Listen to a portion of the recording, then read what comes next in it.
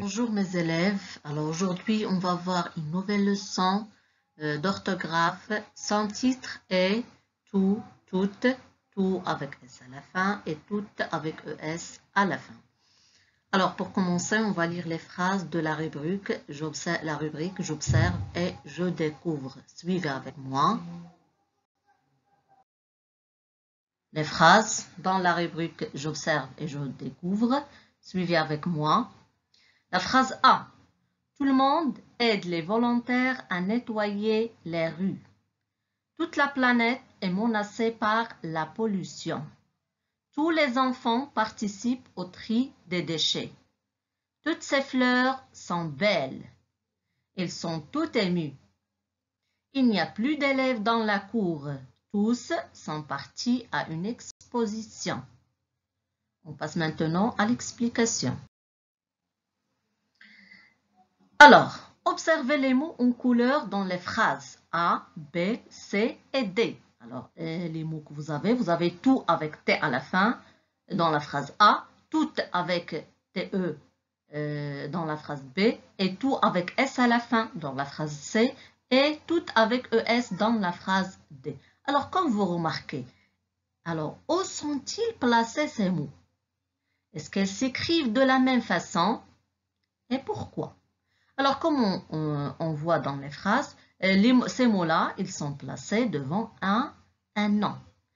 Tout le monde, c'est un nom. Toute la planète, c'est un nom.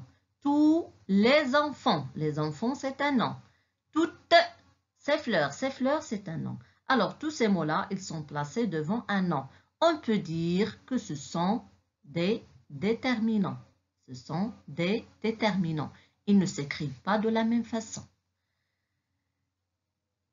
Ils s'accordent avec le nom qui l'accompagne. Ils s'accordent avec le nom qui accompagne. Vous avez. Alors, le monde, c'est un nom masculin singulier.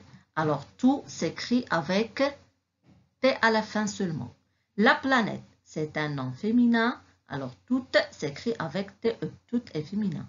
Les enfants, c'est un nom masculin, pluriel, alors on écrit tout avec S à la fin. Ces fleurs, pluriel, féminin, on écrit tout avec ES à la fin. On passe maintenant à la phrase E.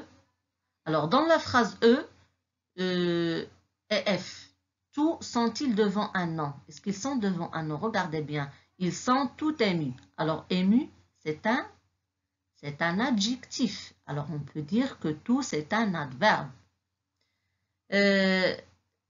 Dans la phrase F, tous, elle est placée devant sont. Alors, sont, c'est un verbe. Alors, dans la phrase E, on peut dire que te est un adverbe. Dans la phrase F, on peut dire que tous, c'est un pronom. C'est un pronom. Alors, tout, il peut être un déterminant quand il est placé devant un nom. Il peut être un adverbe quand il est placé devant un adjectif. Et il peut être un pronom quand il est placé devant un verbe. Ça y est.